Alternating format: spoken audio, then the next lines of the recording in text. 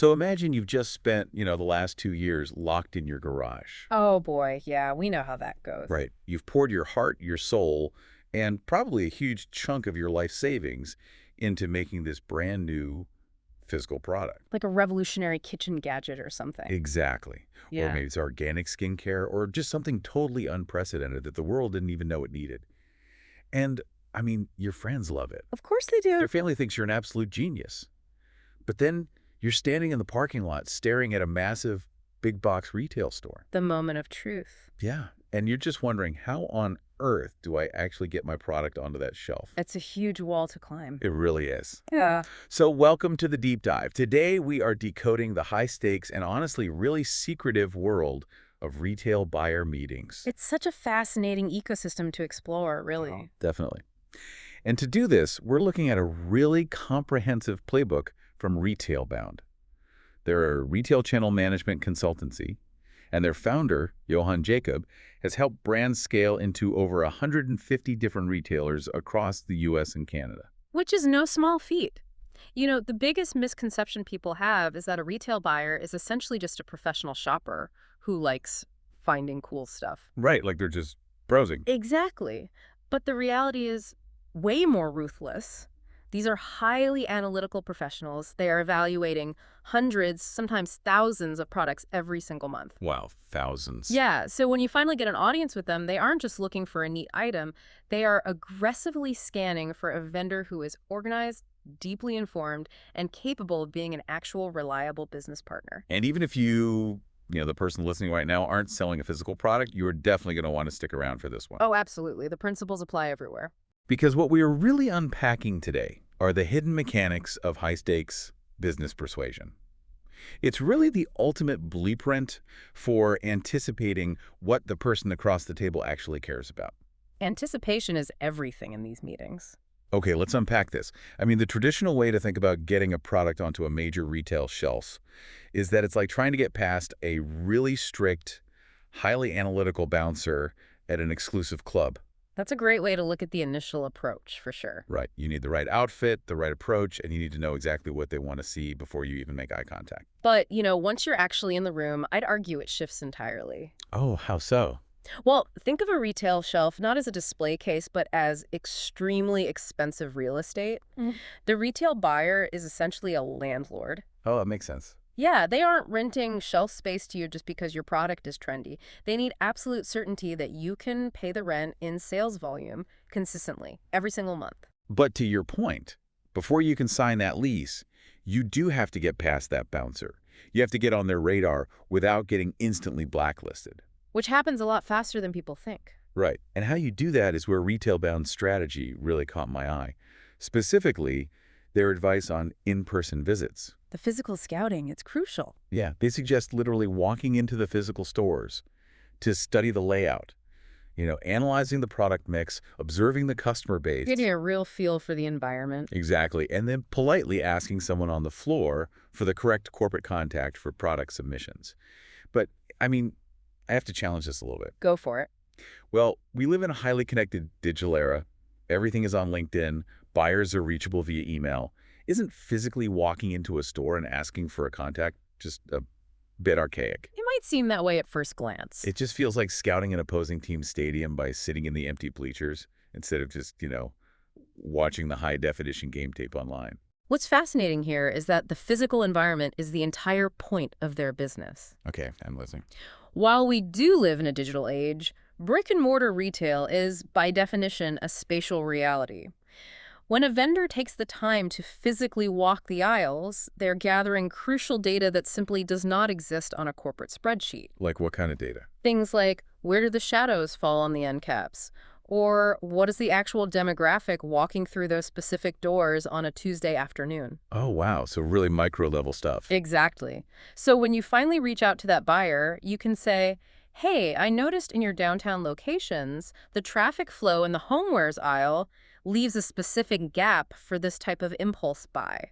That instantly separates you from the pack, doesn't it? It totally does. You see them as a geographic partner, not just, an email address on a massive mailing list. That makes a ton of sense when you put it like that. You're showing them you actually care about their specific turf. Right. You've done the homework. But of course, the physical scouting is just the foundation.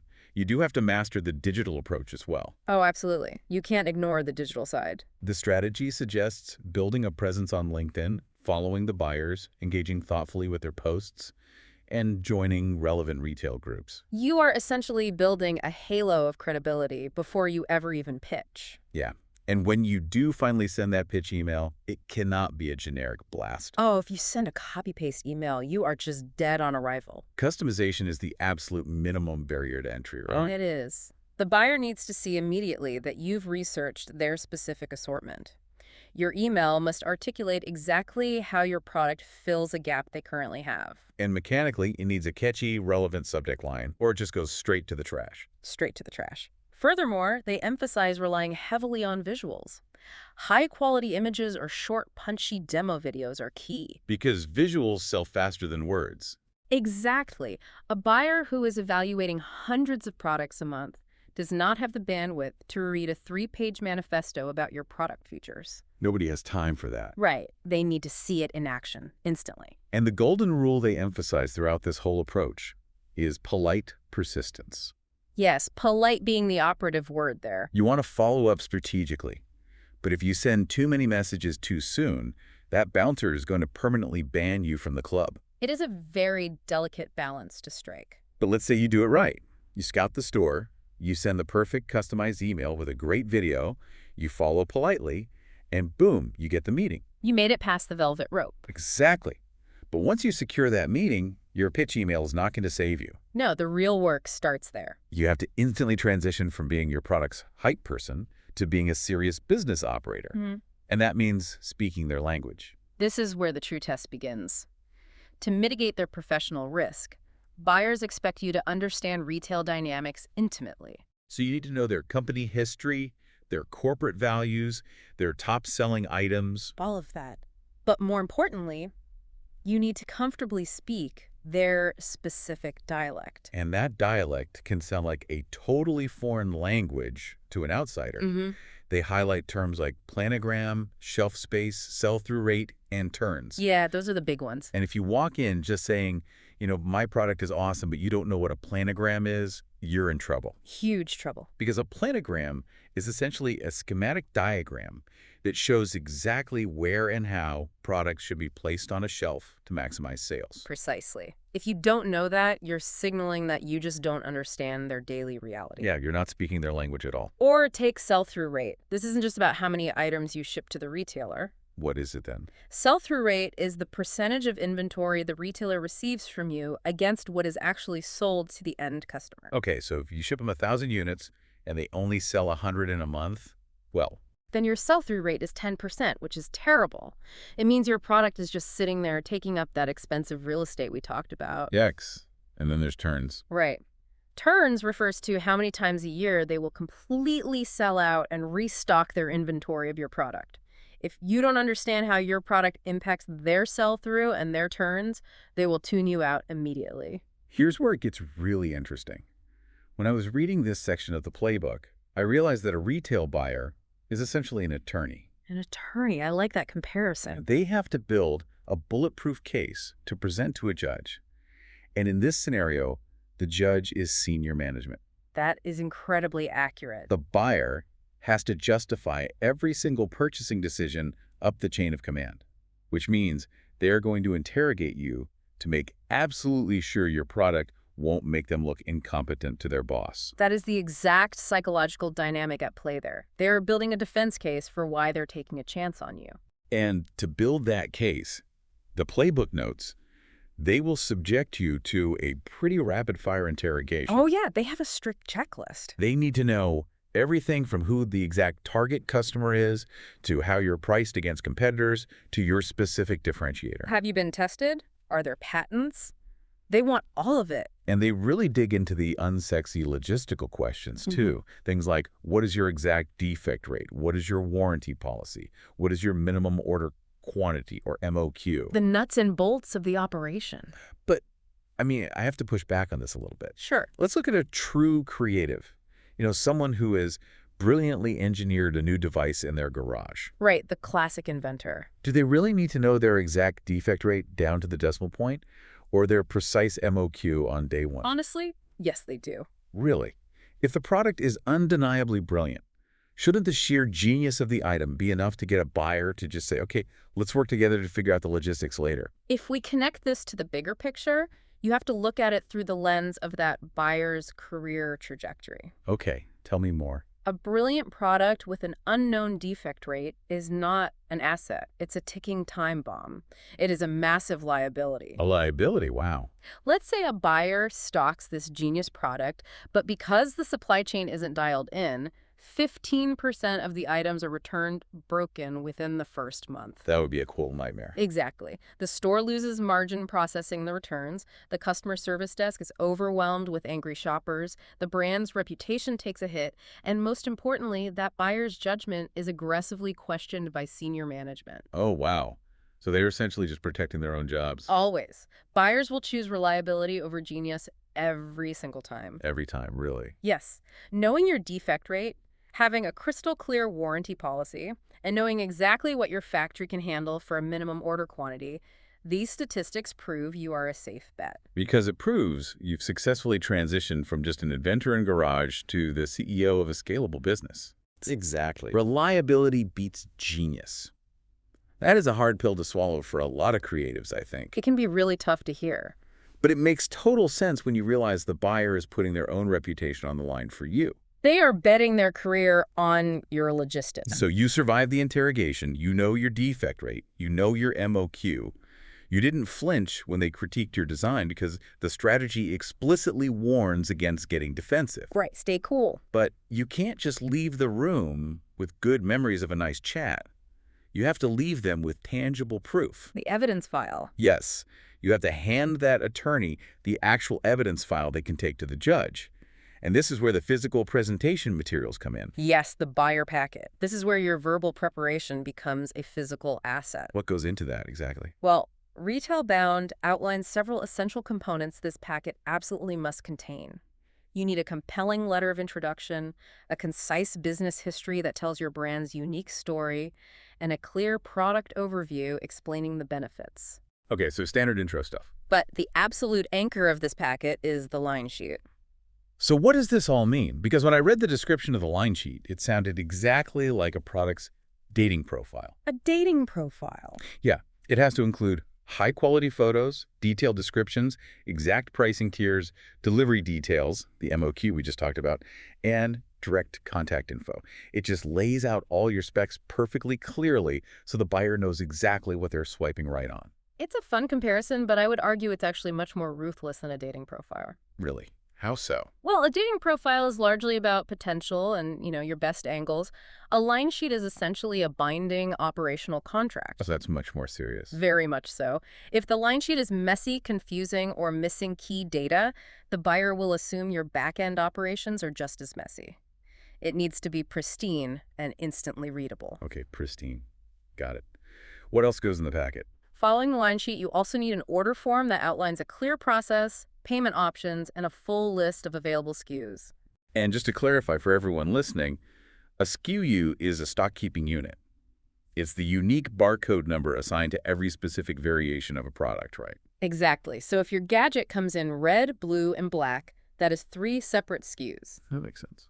The buyer needs to know exactly how many variations they're committing to managing in their inventory system. And finally, you must include actual product samples or high-quality physical brochures. Because they want to feel it in their hands. Yeah, you want the buyer to experience the unboxing and the quality exactly as their end customer would. But having the perfect packet is really only half the battle. The playbook also dives into the behavioral and operational tips for nailing the presentation itself. Presentation is key. Some of it is just foundational, like having a professional website with testimonials, dressing appropriately, respecting the buyer's time by keeping the pitch concise, and knowing your competitors inside and out. All crucial baseline stuff. But they spend a lot of time talking about packaging. And they stress that packaging isn't just a box to hold your item.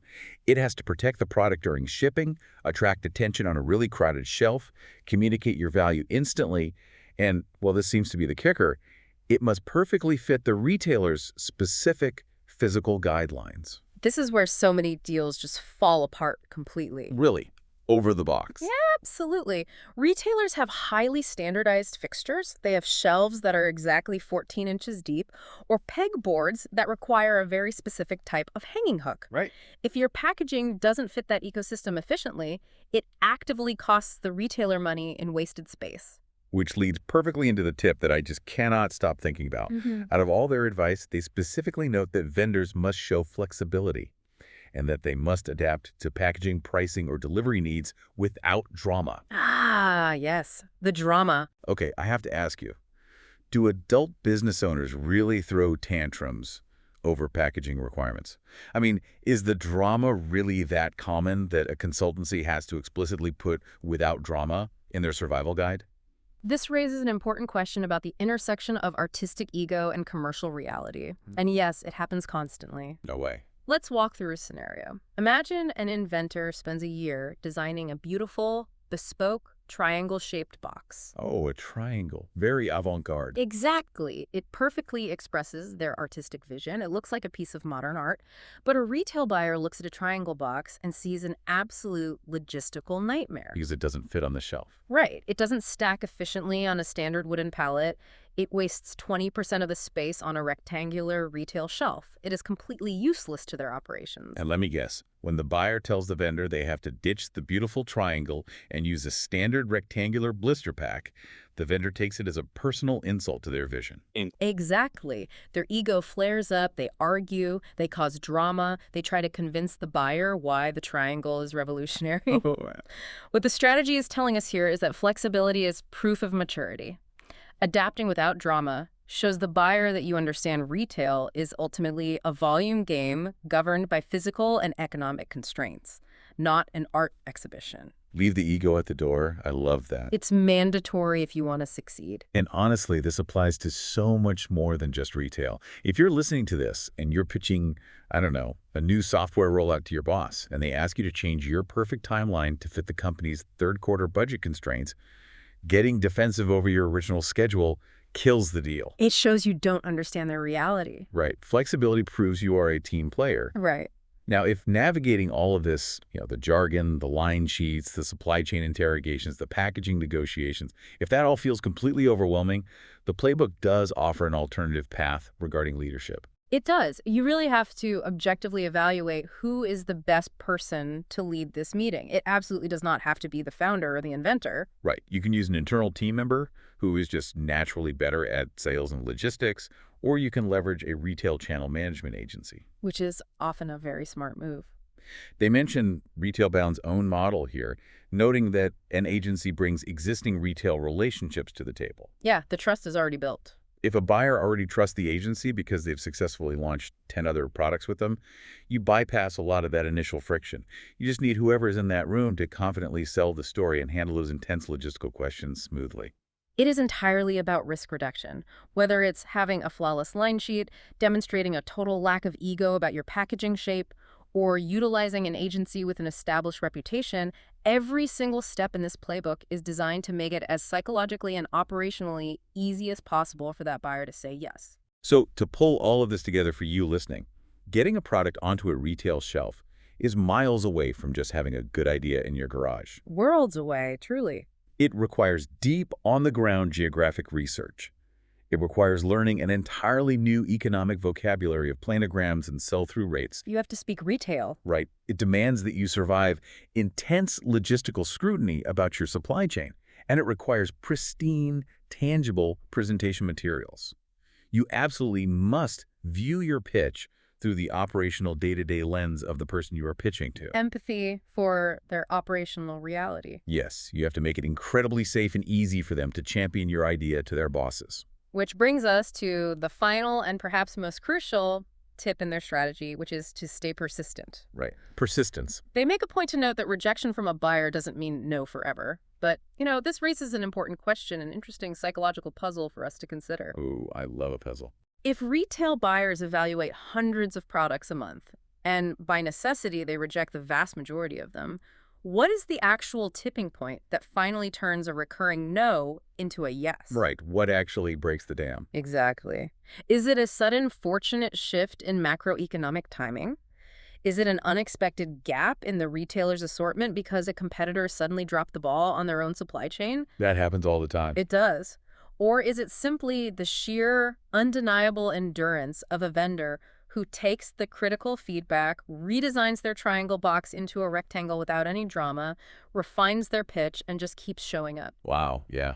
It makes you wonder how many truly great ideas in retail and beyond fail, not because they lacked brilliance, but because the creator simply gave up right before the buyer was finally ready to say yes. That is a powerful thought to leave on. Yeah. The hidden power of sheer resilience and, adapting without ego. Well, thank you for joining us on this deep dive. It's been great. Keep refining your pitch, keep adapting without the drama, and we will catch you next time.